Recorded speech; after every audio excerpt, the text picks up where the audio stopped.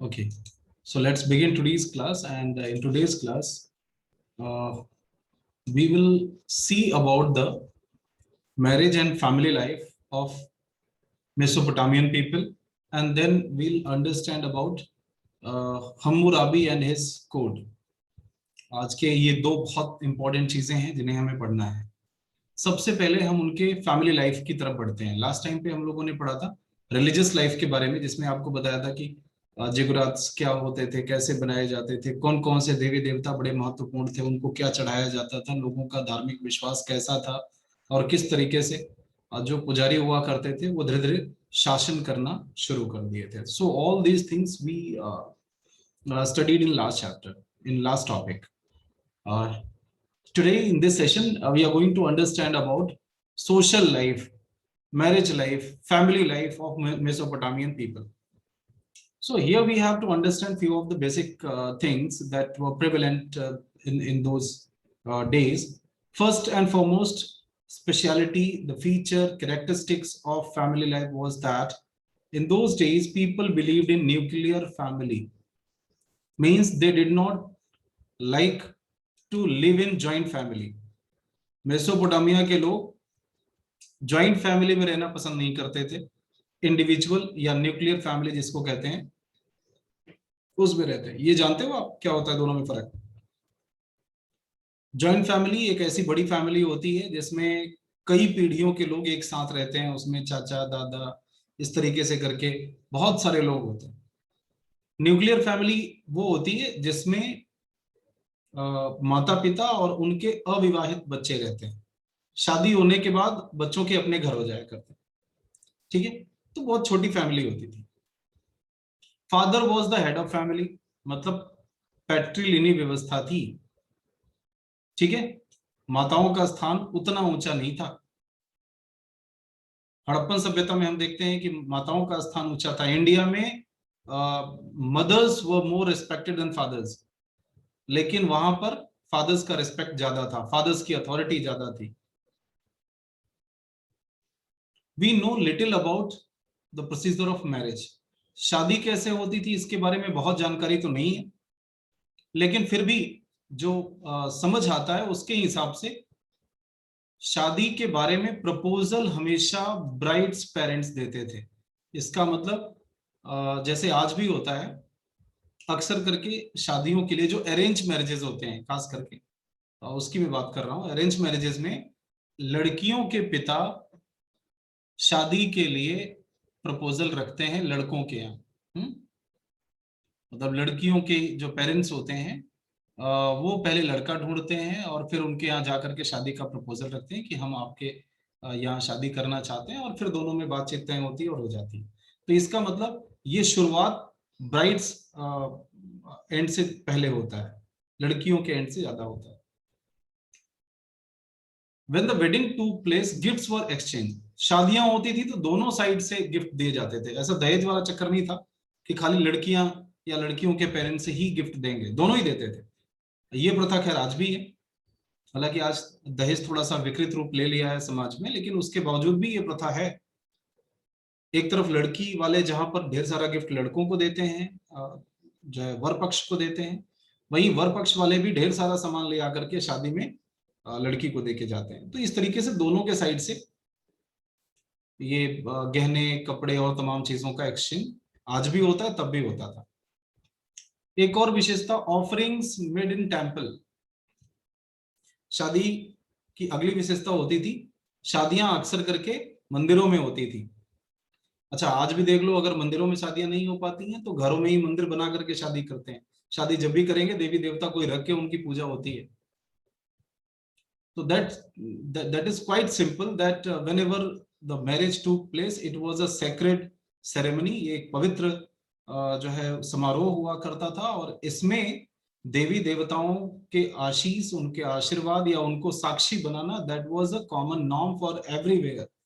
ये जरूरी नहीं था हिंदुस्तान में ही, everywhere in all civilization the marriages were considered to be a sacred ceremony, and it is always done in the presence of God or goddess. इसके बाद क्या होता था, इसके बाद bride was given her share of inheritance bye her father.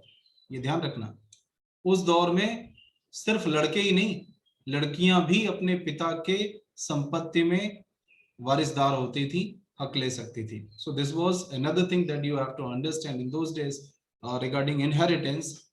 Girls were also allowed to take the share from her parents property. अब बात आती है पेरेंट्स की प्रॉपर्टी में वो हक कैसे ले सकती हैं, उन्हें तो शादी करके विदा होकर के लड़के के घर जाना होता है, तो वो गिफ्ट वो जो है खेती बाड़ी कैसे करेंगे। ऐसे में पिता हमेशा अपनी प्रॉपर्टी को दो भाग में रखता था, दो कैटेगरी में रखता था। एक होता था चल संपत्ति और दूसरा होता था अचल संपत्ति। चल संपत्ति पता है क्या होता था? चल का मतलब होता था जो उनके पास कैश हो, गहने हो, ऐसी चीजें हो जिन्हें दिया जा सके, दूसरी जगह पर ले जाया जा सके, हटाया जा सके। और अचल संपत्ति में आते थे खेत, घर, इस तरह की चीज। तो खेत हुआ या हाउस हुआ या हर्ट्स हुआ या फील्ड हुए, ये सारी चीजें लड़के लेते थे। और गहने हुए, जेवर हुए, पैसे हुए या और भी कोई इस तरह का लिक्विड प्रॉपर्टी है तो उसे लड़कियां लेके जाती थी। ये होता था। ठीक है, अब next topic is social class कौन कौन सी थी समाज में, कितने प्रकार के लोग थे। जैसे अब सामाजिक वर्गीकरण हम हिंदुस्तान का देखते हैं तो हम कहते हैं कि in ancient time in India people were categorised into 4 categories: Brahmin, Kshatriya, Vaishya, Shudra. So in the same way in Mesopotamia also people were categorised in few of the categories. सबसे टॉप में कौन होते थे? सबसे टॉप में होते थे kings, land holders and priest, जमींदार, राजा और पुजारी। ये टॉप या highest level of Sumerian society में होते थे। जाहिर सी बात है पुजारियों का बड़ा सम्मान था, इसलिए वो ऊपर होते थे। दूसरी बात, उन्हें बहुत चढ़ावा बढ़ावा मिल जाता था, तो पैसे में भी उनकी कोई कमी नहीं थी, बहुत मालदार हुआ करते थे। The same thing was with the kings also. राजा का सम्मान तो हर जगह होता है। और जमींदार, उनके पास जमीन थी, खेती ही एकमात्र धंधा था, तो ऐसे में जिसके पास जमीन होगा वो डेफिनेटली समाज में बहुत रसूखदार हो ही जाएगा। तो ये टॉप क्लास के थे। मतलब पहली कैटेगरी में कौन आते थे? फर्स्ट कैटेगरी, टॉप कैटेगरी, उसमें आते थे किंग्स, लैंडलॉर्ड्स एंड प्रीस्ट। अब बात आती है सेकंड कैटेगरी, उनके नीचे कौन होते थे? उनके नीचे होते थे वेल्दी मर्चेंट्स। ये इनका दूसरा कैटेगरी था। ये लैंडलॉर्ड या किंग या प्रीस्ट के जैसे तो नहीं सम्मानित थे, लेकिन फिर भी धनी थे और व्यापारी थे, पैसे थे इनके पास, तो ये इनका सेकंड रैंक होता था। और फिर तीसरा रैंक होता था वर्कर्स का। ये वो वर्कर्स थे जो मजदूरी करते थे, जो खेती करते थे, वर्कशॉप चलाते थे, मजदूरों का, लेकिन ये फ्री थे, गुलाम नहीं थे। इनका तीसरा स्थान था। किसान, मजदूर, वर्कशॉप चलाने वाला, इस तरह का। और सब चौथा, फोर्थ कैटेगरी, जैसे ब्राह्मण, क्षत्रिय, वैश्य, शूद्र होते थे ना, तो वहां पर भी ऐसे ही थे। पहले में किंग और लैंड होल्डर्स और प्रीस्ट, दूसरे में मर्चेंट्स, तीसरे में वर्कर्स और चौथे में स्लेव। स्लेव सबसे घटिया क्वालिटी होती थी, सबसे घटिया कैटेगरी होती थी लोगों की। गुलाम, नाम से ही समझ में आ जाएगा। स्लेव्स कौन होते थे?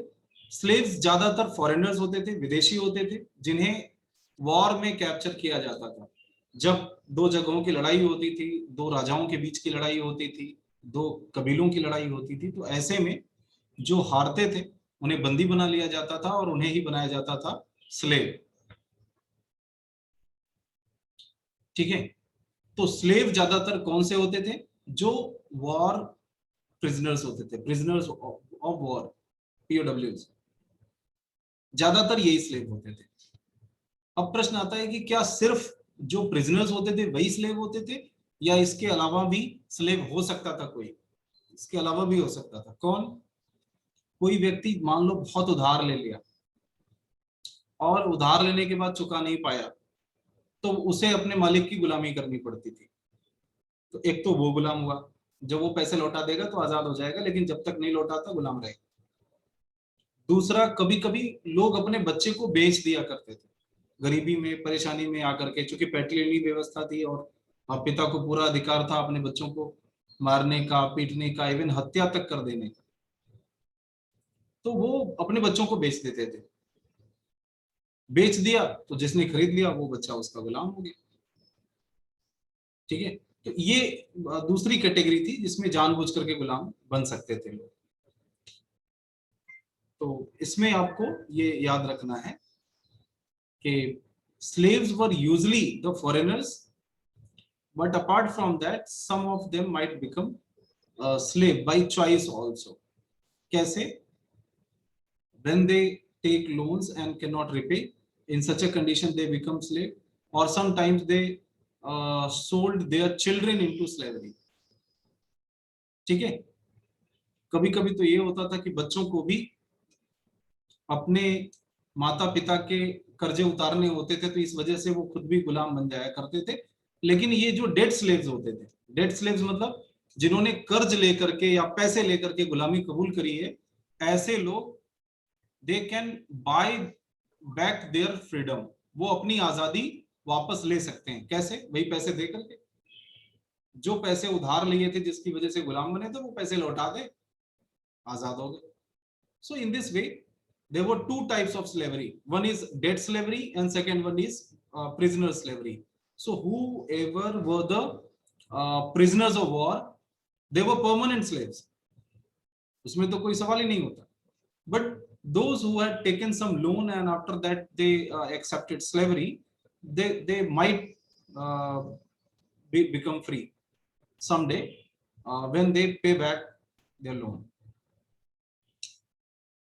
Social class affected the lives of both men and their own men and women. Sumerian women could work as merchants, farmers and artisans. Sumeria में औरतों को काफी अधिकार था, मतलब औरतों के ऊपर बहुत ज्यादा गुलामी उलामी का चक्कर नहीं था। औरतें घर में काफी आजाद होती थी, मर्चेंट का काम कर सकती थी, फार्मर का काम कर सकती थी, आर्टिसन के रूप में काम कर सकती थी, अपने पिता की प्रॉपर्टी में हिस्सा भी लेती थी। तो इस तरह से हम कह सकते हैं कि औरतों की स्थिति बहुत बुरी नहीं थी, they were quite good. ठीक है, they could hold property in their own names, अपने नाम से वो प्रॉपर्टी भी रख सकती थी। So all these things tell us that in Mesopotamian civilization women had ample rights. Empowered women थी, आज की तरह जैसे हम women empowerment करते रहते हैं, तो आज की स्थिति से औरतों की स्थिति उस जमाने में शायद बेहतर थी, मेडिवल एज से तो डेफिनेटली बेहतर थी। Women also could join the priesthood, औरतें पुजारी भी हो सकती थी। हालांकि आज भी थोड़ी बहुत होने लगी हैं, लेकिन एक जमाना था कि जबकि केवल मेन हुआ करते थे पुजारी, औरतें नहीं हो सकती थी। यूरोप में बिल्कुल आप एक भी पादरी नहीं पाओगे जो कि विमेन होती है। तो इस तरीके से उस जमाने में मेसोपोटामिया में औरतें पुजारी भी हो सकती थी। That was one of the greatest thing that you ever can think of. Some upper class women did learn to read and write. कुछ बड़े घरानों की औरतें पढ़ना लिखना भी जानती थी। सुमेर के जो रिटन रिकॉर्ड्स मिले हैं उसमें कई सारे फीमेल स्क्राइब का भी जिक्र है, जिससे पता चलता है कि ये औरतें भी जो है स्क्राइब का काम करती थी, लिखने का काम करती थी, लेखिकाएं थी, क्लर्क्स थी। आपको जान करके हैरानी होगा कि एक इंडियन विमेन उस जमाने में शायद हड़प्पा से गई रही होगी या जहां से, वो मेसोपोटामिया में जाकर के होटल भी चलाती थी, मतलब खाना वाना बना के खिलाना। तो इसका भी एक किसी किताब में जिक्र आया था, आई रेड फ्रॉम समवेयर, मुझे एग्जैक्टली ध्यान नहीं आ रहा है अभी कि कौन सी बुक में इसका जिक्र था। But yes, of course in those days women had lots of rights, like merchant rights, कि वो अपना व्यापार चला सकें, अपने धंधे, अपने बिजनेस चला सकें, फार्मर्स का काम कर सकें, आर्टिसन का काम कर सकें, स्क्राइब का काम कर सकें, यहाँ तक कि प्रीस्ट भी बन सके। So we can say that Sumerian women had more rights than women in many later civilization. आगे के बहुत सारे सभ्यताओं से कहीं ज्यादा औरतों के वहां पर अधिकार थे। तो समाज के बारे में समझ में आ गया बेटा सब? न्यूक्लियर फैमिली होती थी, फादर हेड होता था, जो है ब्राइड के पेरेंट शादी का प्रपोजल रखते थे, शादियां अरेंज मैरिजेस होती थी, गिफ्ट्स एक्सचेंज किए जाते थे, टेम्पल्स में शादियां होती थी, औरतें अपने पिता की प्रॉपर्टी में हिस्सा ले सकती थी, घर, जमीन जायदाद, जानवर, ये सब लड़कों को मिला करते थे, लेकिन बाकी प्रॉपर्टी, ज्वेलरी और कैश और ये तमाम चीजें वो औरतों को भी जाती थी, लड़कियों को भी दी जाती थी। सोशल क्लासेस की बात करें तो वहां पर 4 कैटेगरी होती थी। सबसे ऊपर वाली कैटेगरी में किंग्स, लैंड होल्डर्स और प्रीस्ट आया करते थे। दूसरी कैटेगरी में वेल्दी मर्चेंट्स आते थे। तीसरे में वर्कर्स आते थे जो कि फ्री थे। और चौथे में स्लेव्स आते थे। स्लेव्स भी 2 प्रकार के होते थे, एक तो होते थे प्रिजनर्स ऑफ वॉर और दूसरे होते थे डेड स्लेव्स। तो जो प्रिजनर्स ऑफ वॉर होते थे वो परमानेंट स्लेव्स होते थे, लेकिन डेड स्लेव्स वो हुआ करते थे जो अपनी आजादी, अपना डेट चुका करके, अपना ऋण चुका करके वापस पा भी सकते थे। औरतों को काफी आजादी थी, औरतों को बराबरी का हक मिला हुआ था। वो मर्चेंट, फार्मर्स, आर्टिसन या प्रीस्ट के रूप में काम कर सकती थी। स्क्राइब भी होती थी, कुछ एक पढ़ी लिखी भी थी। इतनी सारी बातें आपको बतानी होंगी फैमिली और सोशल लाइफ के बारे में। Is that clear? जोर से बोलो। Yes, sir. Yes, sir. Okay, yes sir. That's fine. Next topic है हम्मुराबी। हम्मुराबी को जानते हो कि नहीं जानते? देखो, आपको मैंने बताया था पहले कि जो मेसोपोटामिया था, मेसोपोटामिया लैंड में कुल 4 सभ्यताएं विकसित हुई थी। सबसे पहले सबसे साउथ में सुमेरिया, उसके बाद दूसरा नंबर पे अकेडिया, तीसरे नंबर पे बेबीलोनिया और चौथे नंबर पे असीरिया। ये 4 सभ्यताएं विकसित हुई। सुमेरिया की सभ्यता विकसित हुई थी ऑलमोस्ट 3500 बीसीई के आसपास, या 3000 में एकदम पक्के तौर पे आ गई थी। उसके बाद अकेडिया की जो सभ्यता थी वो 2400 बीसीई के आसपास आती है। जो बेबीलोनिया तीसरी सभ्यता थी वो 1800 1900 बीसीई के आसपास आती है। और अंतिम वाली लगभग 1150 में आती है, असीरिया की। तो इस तरीके से जो तीसरी वाली सभ्यता थी बेबीलोनिया, हम उसके बारे में काफी कुछ जानते हैं। और बेबीलोनिया में एक बहुत महान शासक हुआ था 1750 बीसीई के आसपास, और उसका नाम था Hammurabi. So Hammurabi was the ruler of Babylonia.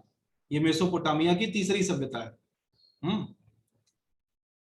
और हम्मुराबी एक बहुत महत्वपूर्ण रूलर इसलिए था कि वो अपने जमाने का लॉ गिवर था, वो अपने जमाने का अम्बेडकर था। He was the first ruler of the world who has given written law, जिसने लिखित कानून दिया था, ऐसा वो पहला शासक था। इसके पहले और इसके बाद भी बहुत सारे ऐसे शासक हुए हैं पूरे दुनिया में जिन्होंने कभी लिखित कानून फॉलो नहीं किया। उनके जब मन में आया, जैसे चाहा वैसे शासन चलाया, जिसको जो सजा देनी चाहिए वो कर लिया। कोई मर्डर भी करके आए तो उसको माफ कर सकते थे, और कोई किसी के खेत में जाकर के मूली भी उखाड़ ले तो उसे फांसी की सजा दी जा सकती थी। लोगों की इच्छा पे था, राजाओं की इच्छा पे था। लेकिन हम्मुराबी ऐसा नहीं था, वो बड़ा ही जस्ट था, बड़ा ही न्यायप्रिय था। इसलिए उसने पूरा कानून लिखवाया कि हर एक अपराध के लिए क्या सजा मिलेगी, और जो सजा लिखी हुई है वही मिलेगी बस। और बहुत कड़ा कानून था वो। दूसरी बात, वो बहुत बढ़िया मिलिट्री लीडर भी था, डिप्लोमेट भी था, एडमिनिस्ट्रेटर भी था। बहुत बड़ा एम्पायर था उसका। ठीक है, अब बात आती है कि उसकी सबसे बड़ी अचीवमेंट क्या है। तो देखो, मिलिट्री लीडर बहुत सारे राजा हुए हैं, बहुत बड़े बड़े एम्पायर क्रिएट किए हैं, अच्छे डिप्लोमेट और एडमिनिस्ट्रेटर भी बहुत सारे हुए हैं। एक ही चीज थी जो हम्मुराबी को बाकी राजाओं से बेहतर साबित करती है। वैसे तो सरगोन भी बहुत बढ़िया राजा था, लुंडी भी बहुत बढ़िया राजा था, लेकिन एक चीज जो कि हम्मुराबी को बाकी सारे उसके पहले के राजाओं से उसे महत्वपूर्ण और यूनिक साबित करती है, वो है उसका कोड, जो उसने लॉ बनवाए थे। ध्यान रखना कि उसके कोड में कुल 282 लॉ हैं, 282 लॉज पत्थर पे लिखवाया था उसने। This is that you have to understand. And sir आप बोले थे कि एक बार सर्च करके उनके बारे में ढूंढ के रखना। किसके? Yes, sir, हम लोग किए थे। हम लोग किए हम्मुराबी थे के सर इन्हीं के बारे में। हम्मुराबी हम्मुराबी के के बारे में। बारे में? हाँ Yes, सर, sir. आप पहले ही बोले थे। अच्छा, आपने पढ़ा था? हाँ Yes, सर। sir. गुड, बहुत अच्छा काम किया। तो आपको थोड़ी थोड़ी जानकारी हो गई होगी कि हम्मुराबी Yes, sir. था, उसने 282 लॉ बनवाए थे, लिखवाए थे, और ये लॉ ऐसे थे जिसमें हर प्रकार की चीजें थी जो community, family relation, business, crime, सबसे रिलेटेड इसने कानून बनाया था। ठीक है, क्योंकि उस दौर में बहुत सारे लोग मर्चेंट ट्रेडर्स, फार्मर्स थे और उनके बीच में प्रॉपर्टी का इशू बहुत आता था, तो उसके लिए उसने हर एक जो है, जो भी चीज समाज में गलत हो सकती थी उसके लिए उसने प्रॉपर रूल बना के रखा था कि अगर ऐसा कोई करेगा तो उसके लिए ये सजा है। ठीक है, इसके अलावा कुछ ऐसे भी कानून बनाए थे जिससे औरतों और बच्चों की भी हिफाजत हो सके उनके खिलाफ अन्याय से। ठीक है, और मेसोपोटामिया के लोग हम्मुराबी और उसके कोड और उसकी संहिता का बड़ा स्वागत करते थे, और उसका बनाया हुआ कानून सिर्फ उसी के समय में नहीं बल्कि उसके सदियों बाद तक मेसोपोटामिया का कानून रहा है, उसको लोगों ने फॉलो किया है। ये अलग बात है कि उसका कानून बहुत न्यायप्रिय कानून नहीं था, बहुत न्यायोचित कानून नहीं था आज के जमाने में, कम से कम डेमोक्रेसी के हिसाब से। जैसे कि डेमोक्रेसी में कोई भी व्यक्ति अपराध करेगी तो जो है एक ही सजा मिलेगी, चाहे वो ब्राह्मण हो, चाहे वो कोई भी हो। अगर मुकेश अंबानी भी कोई अपराध करते हैं तो उनको भी वही सजा मिलेगी जो एक रिक्शा चलाने वाले को मिलती है ना, दोनों को बराबर मिलेगी। अपराध के हिसाब से दंड दिया जाएगा, ना कि अपराधी के हिसाब से। लेकिन मेसोपोटामिया में ऐसा नहीं था।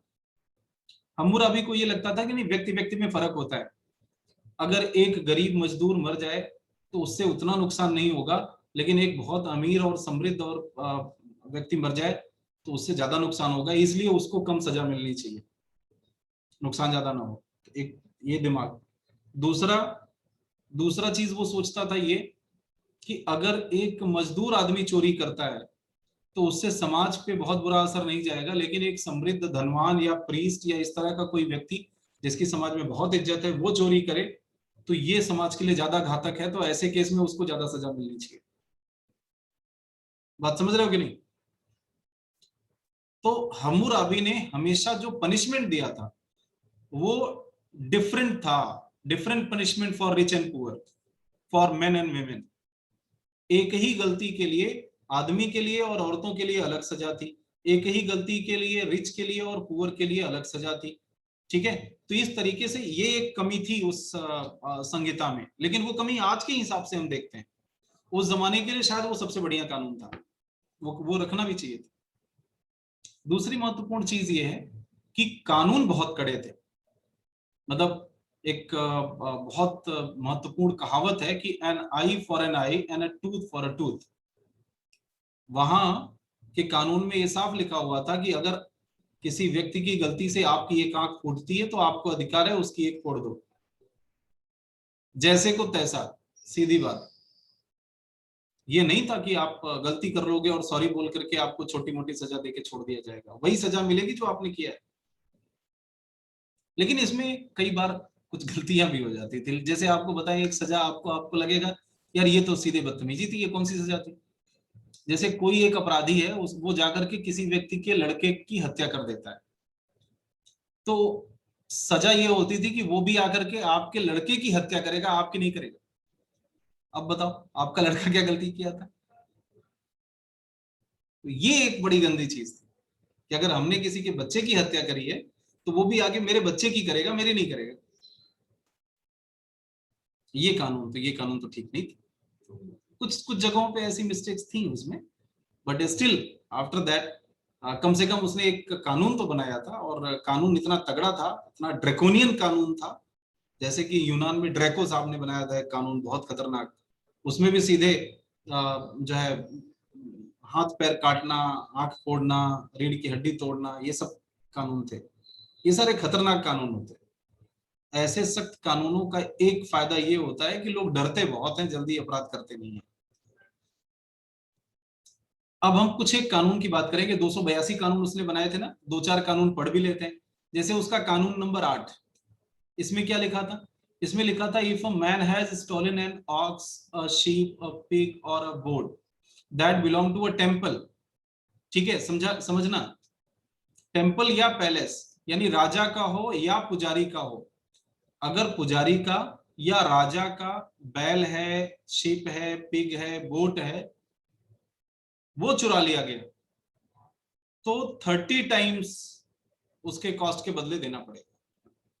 लेकिन यही चीजें अगर किसी प्राइवेट व्यक्ति की हैं, तब उसके बदले में केवल 10 टाइम्स देना पड़ेगा। बात समझ में आ गई कि नहीं आई? यही मैं कह रहा था कि अगर आपने एक बैल चुराया तो आपको कितना सजा मिलनी चाहिए। आपको, अगर आपने किसी व्यक्ति का एक बैल चुराया है तो आप 10 बैल उसे दोगे, लेकिन अगर आपने टेंपल से एक बैल चुराया है तो 30 बैल दोगे। अब आप सोचो कि एक ही बैल की दो सजा क्यों, 10 और 30? ऐसा इसलिए क्योंकि आपने एक में गलती एक व्यक्ति के लिए करी है और दूसरे में गलती आपने पूरे समाज के लिए करी है, तो वो सजा बढ़ गई वहां पे। बात समझे? तो अपने लिहाज से तो बात वो भी ठीक थी। आपको क्या लग रहा है कि एक अपराध की सेम सजा सभी को होनी चाहिए या अलग अलग होनी चाहिए? मतलब एक बैल अगर चुराया है तो फिर 10 बैल उसे देने हैं, तो चाहे टेंपल की हो, चाहे राजा की हो या कॉमन पीपल की हो, उसे 10 ही रखना चाहिए। 30 गलत है। यस हाँ सर, सर, गलत। यस सर, रखनी चाहिए सर। गलत है, इक्वल होना चाहिए। कितने लोगों का ऐसा मानना है? Let's have a discussion. आप सारे लोग तुरंत प्रकट हो जाओ, वीडियो मोड पे आओ, और जो आप कहोगे मैं उसका उल्टा साबित करूंगा। आपके मामले में क्या है, आप क्या मानते हो? एक अपराध के लिए सेम सजा या अलग अलग? सर सेम होना चाहिए। सर सेम होना चाहिए सर। सर सेम होना सर चाहिए। सेम होना चाहिए। चलो तो थोड़ा सा अब मैं इसको समझा दे रहा हूँ आपको अपने हिसाब से, और उसके बाद 5 मिनट बाद या 2 मिनट बाद जब मैं दोबारा पूछूंगा तो आपको फिर बताना पड़ेगा इसमें कि अब भी आप अपने स्टैंड पे कायम हो या आप बदल गए।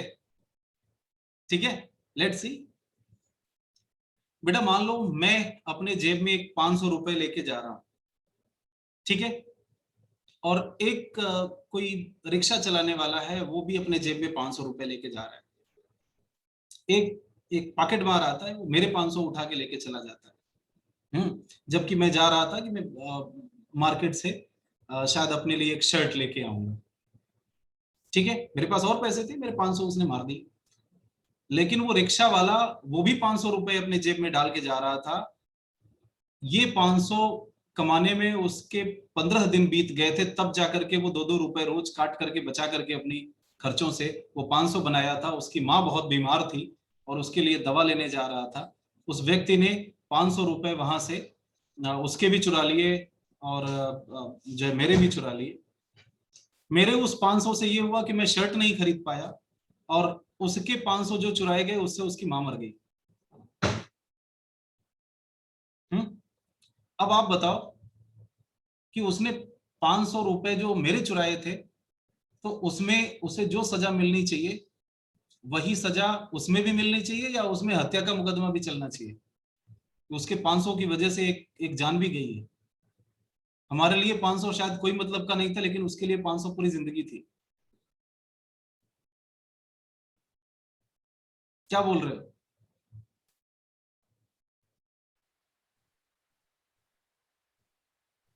सर तब तो यहाँ नॉर्मल लोगों को ज्यादा ज्यादा मतलब वो मिलना मतलब चाहिए, इरादे और बदल जो गए। बड़े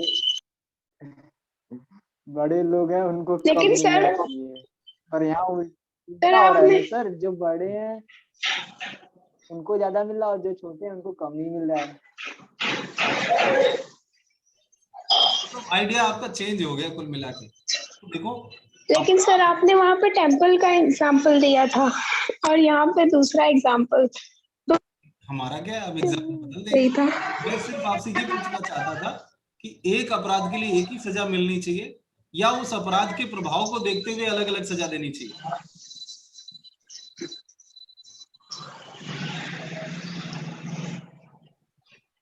अब क्या बोल रहे हो?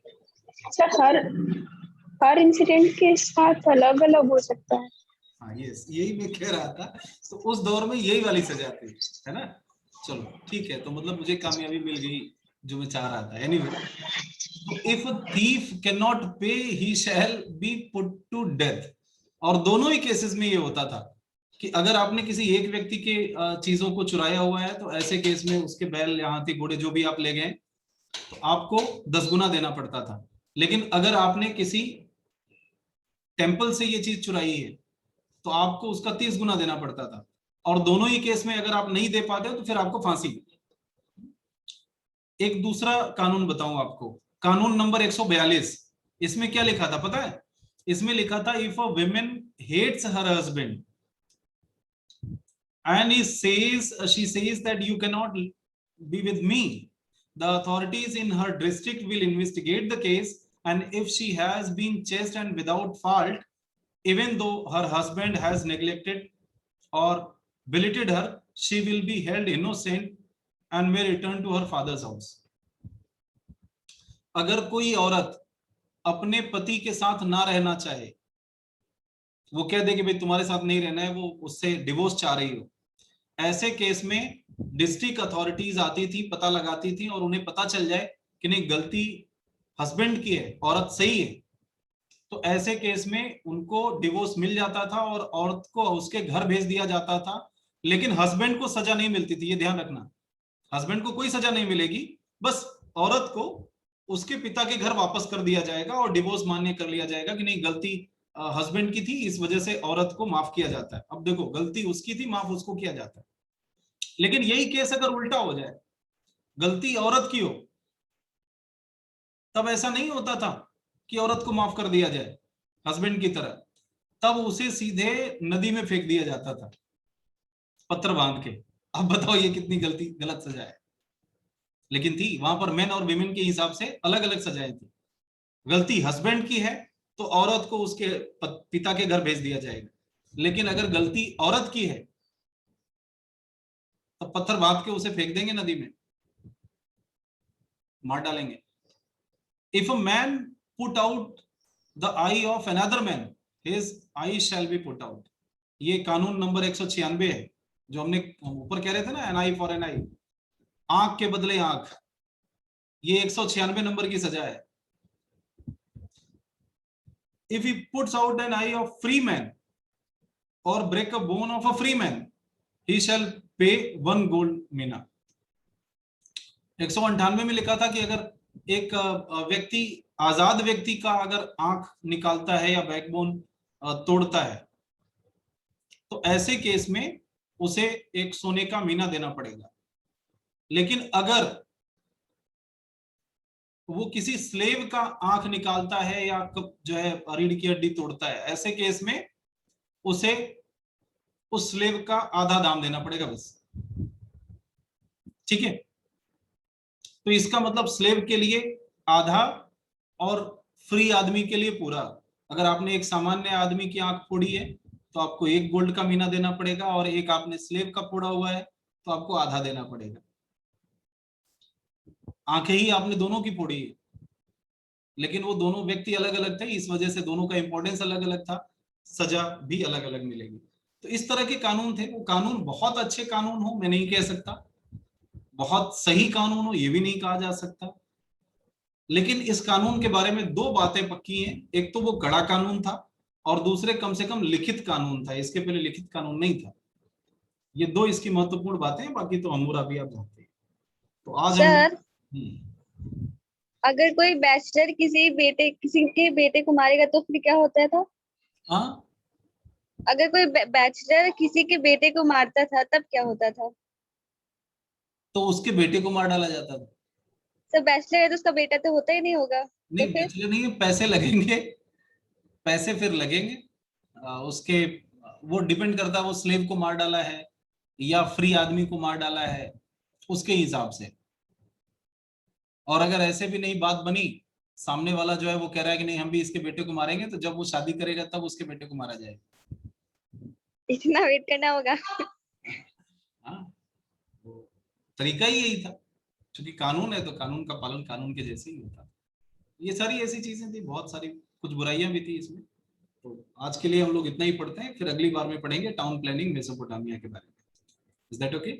चलिए, फिर then will meet you again next class. Thank you sir.